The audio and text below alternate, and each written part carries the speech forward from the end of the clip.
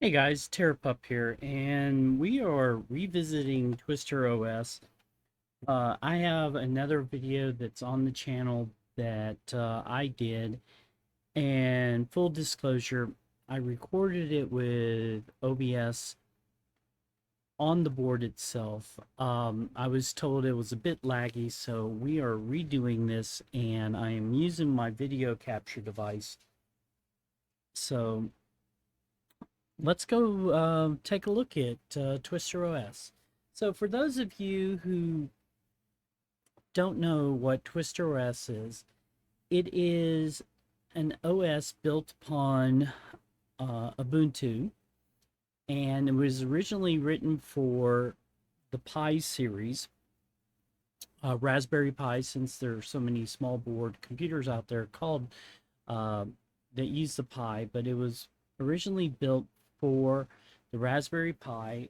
A group of people got together, made it where it was easy to overclock, play Steam, retro games, and had very useful utilities. It has since branched out to other boards, and the board that we're looking at today that I'm doing this video on is the Indiedroid Nova, which is from ameriDroid, and we'll go over the specs here in just a second. But this is their beta release. I believe there's another release coming soon. And just to kind of show you the boards that they do support, again, Raspberry Pi 4. Um, they also have it where if you like it and want to run it on a laptop or desktop, you can download the UI. I'll put a video link above here where I actually installed it in a virtual session on Ubuntu, okay? And it runs on the Rockchip 3399 devices, or if you have an Odroid N2 or N2 Plus, it runs. And believe it or not, I actually have an Odroid N2 and it works great. Okay, so let's now talk about the Indiedroid Nova. Okay, this is a really cool board. It is uh, released from ameriDroid, and if you've been buying hardware here in the United States, or hell, you might buy it from elsewhere in the world from them, they actually uh, design and release this. They kind of tout that this is the first small board computer from the United States. It is in the same form factor as a Raspberry Pi 4. And for those of you who don't know what that means, it means it is the same size as a Raspberry Pi 4. Okay. This is a much powerful based small board computer than a Raspberry Pi 4. It has octa-core CPUs, and it's broken out to be 4 Cortex A76s that run up to 2.4 gigahertz and 4 Cortex A55 at 1.8 gigahertz. This board comes in a variety of different sizes. I have the 16 gig board that I'm demoing here today. And you can use SD storage, emmc storage with it, and I highly recommend, if you are going to get this, to get an emmc device and plug it on there. You can use either the Odroid or Raxus style emmcs, which are nice, and it works out. It does support up to 8K, and says it can do dual monitors, but right now, I'll be honest with you, I think it's the version of the OS I'm running. I could not get any output from the USB-C port. It does detect that I do have a monitor plugged in, but it looks like there's some issues with the kernel mod. And I did talk to someone on the ameriDroid Discord side, and they did say that, yeah, it looks like it's an OS thing. So hopefully soon we'll have full support. It has built up in wireless and Bluetooth, so you don't need a USB dongle. It does have support for an antenna, so you can plug it to the bottom of the board and get a antenna from like them or Amazon, and it actually helps out. It has the ARM Mali G610 GPU on it and can support OpenGL, OpenCL2, and Vulkan support, and has 4 GPU units on there, up to 600 megahertz when it's clocked out. And like I said, it can go up to 8K. Right now, I am running it on an AOC 24-inch curved gaming monitor. So my max output is 1080p. I have a video that we're going to play here in a minute, and hopefully we can show some of the graphics that it can go up to 4K. It's just you're not going to see 4K because of the output that I'm on. Okay, and I will leave all the links here, but again, these are the specs here. There is a micro HDMI 2.0. There is the USB 2 type port. Okay, it does have 2 USB 2 ports on it and 2 USB 3 ports on it, standard ports.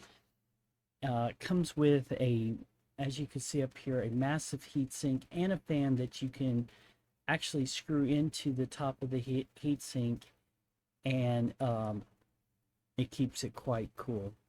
It does use a little bit of power, so when you do order this, you need to make sure that you have a power supply from ameriDroid. All right. Couple things just to show you real quick. The GPU, this is with the TwisterOS right now, and as you can see, the canvas hardware, OpenGL is there. The rastering, raw draw is disabled. Encoding is using the hardware. Video decoding is hardware. Video encoding is software. Vulkan right now is disabled, but the WebGL, WebGL2 are, but the Web GPU is disabled. And if you go to here, you can see more about it. Okay. Again, you can order from ameriDroid, and I do highly recommend that you get the video from them. The other thing I want to point out real quick is this is one of the few small boards out there that has a large selection of OSs that you can try on it.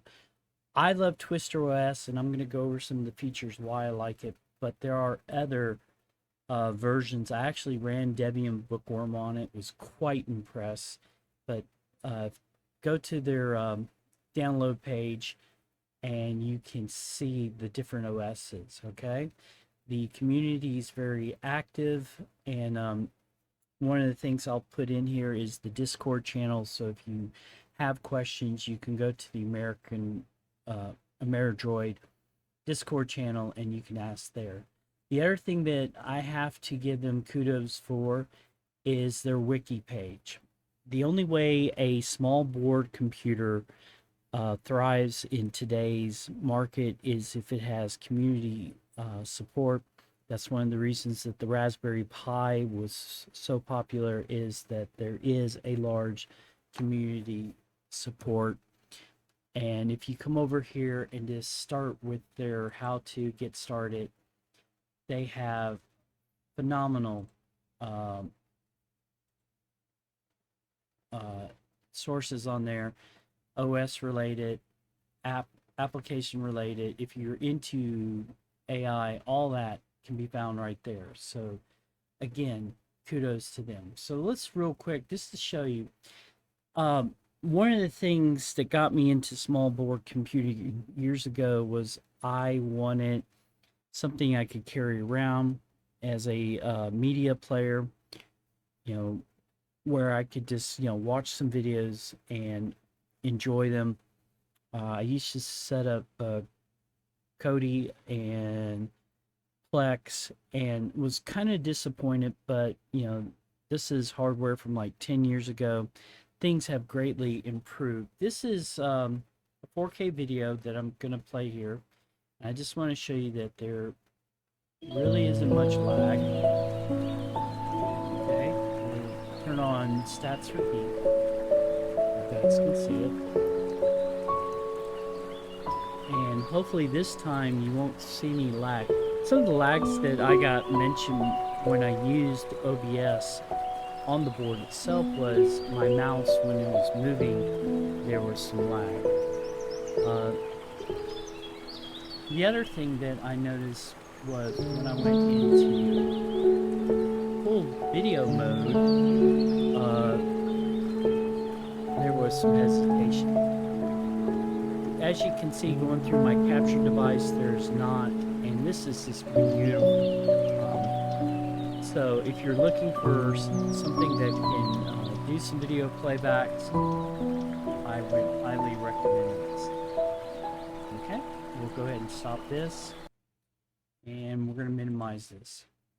Now, again, this has Occore, and when you install TwisterOS, it installs Conky, and Conky will put up some stats for you. And as you can see over here on the right hand side of my screen, it's got the usage right now of all 8 cores, okay, and an overall usage. Right now my Xorg is using most of it. I do have HTOP running because I do want to show you guys some stuff with it.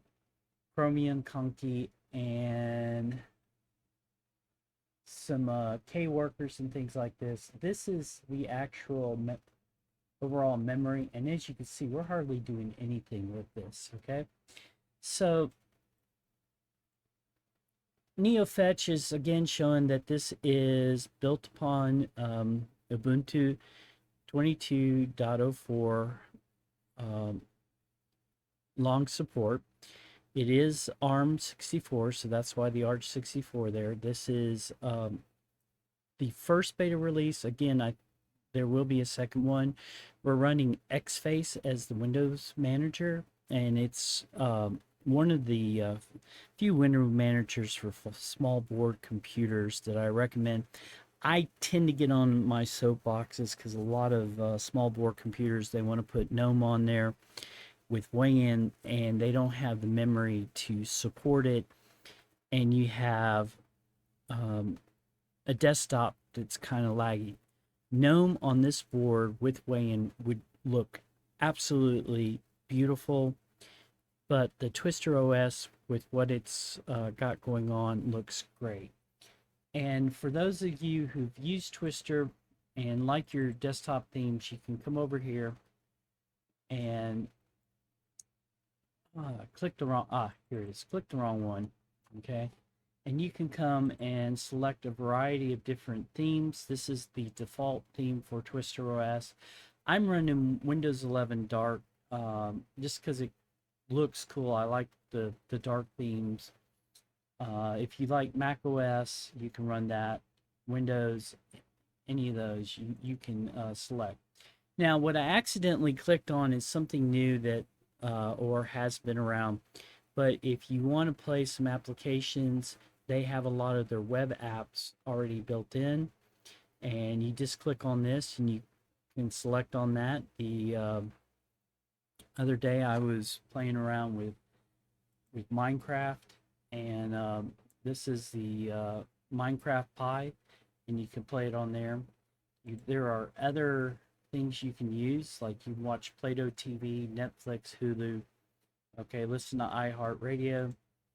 Social tools, you can use them here, but as you notice on my desktop, I actually have Discord web on my desktop, and it works out really well. And there are some utilities that you can use. Okay.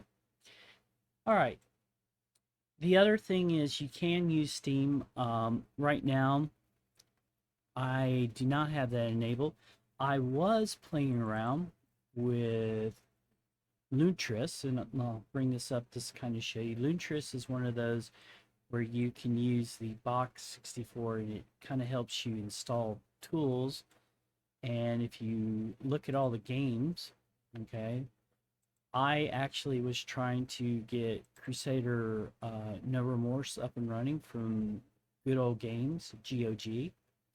And let's see if it'll launch. Okay.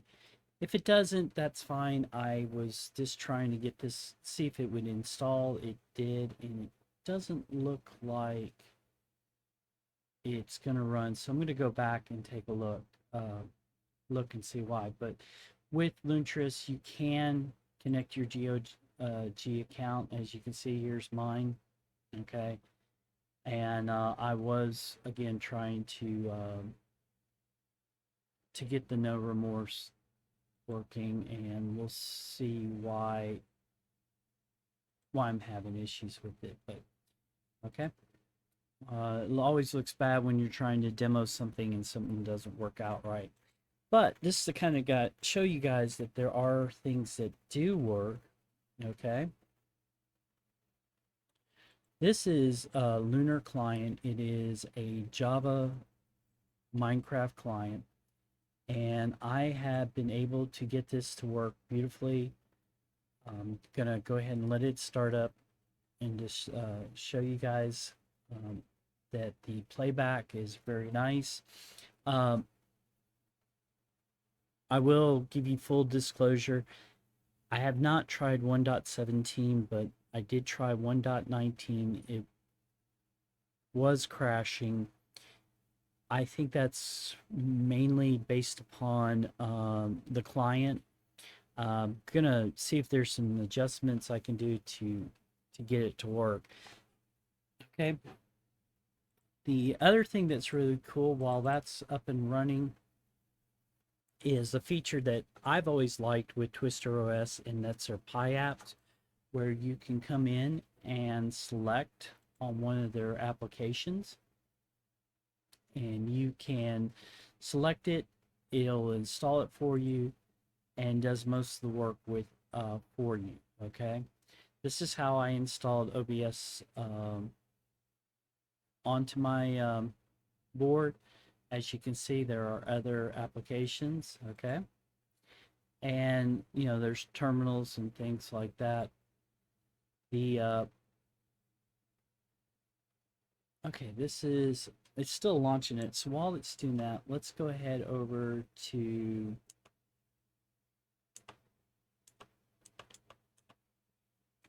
my terminal. So real quick, just to kind of show you the CPUs of the Indiedroid. This is Sysbench, and we're just going to do a quick test on the CPUs. Incredibly fast. I ran 8 threads, okay, and I got it back less than a second, as you can see here. I am using again a emmc, and we're going to check the speed of the emmc with this board, and go ahead and put our default password in there, and it will come back. And the write time on this has just been incredible. Look at that, 225 milliseconds. I know if I was using an SD card, it would be a lot slower. The other thing I ran earlier using Sysbench, just to kind of show you guys, was this is a memory test with it, and it came back and it was really nice. Okay, I really can't brag about this because I just know when I compared this to a Pi, the numbers here were a lot better. Okay, again, HTOP has been running, and as you can see, there's our 8 cores, and we're not using that much of the CPUs. It is kind of going up because Java is very CPU intensive. We're still only using half of the memory. Okay, here comes the client for Java Minecraft. Okay, and if you come over here, the last thing I want to show real quick is just sensors. Just to show you how well it's doing. Okay, and I do have a fan on top of the giant heatsink, and right now my office is probably about 80 degrees. I don't have my fan on because I'm recording. I live in southern United States, and it is summertime, and even though this year has been cool, it's kind of hot and muggy outside. Uh, so my office in the summertime, because the sun also hits it, can get up into the 90s and 100s. So the, this CPU and cooling has helped out with it. Okay, so I'm going to go ahead and minimize this. Here's our client. I'm going to go ahead and bring it up, and we'll do single play. This is a world that I have already had on there. Again, I did play Minecraft Java on the Raspberry Pi 4. It was a bit laggy, but it was still impressive that I could play it. I think I was playing like version 8.1. And right now I don't hear any sound, just because I got it turned off. I want to show you guys, so I probably will die. But just look at that. The speed on this is quite incredible. See if we can get some. I'm getting about 25, 27, about close up to 30 frames per second. The rendering in the distance is not that bad. Okay. I haven't played much on this one.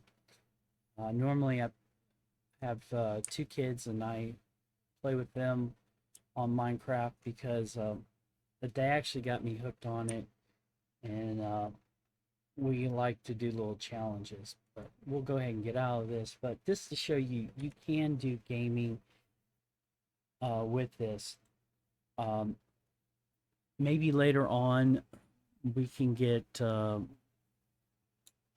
RetroArch on here, or one of the older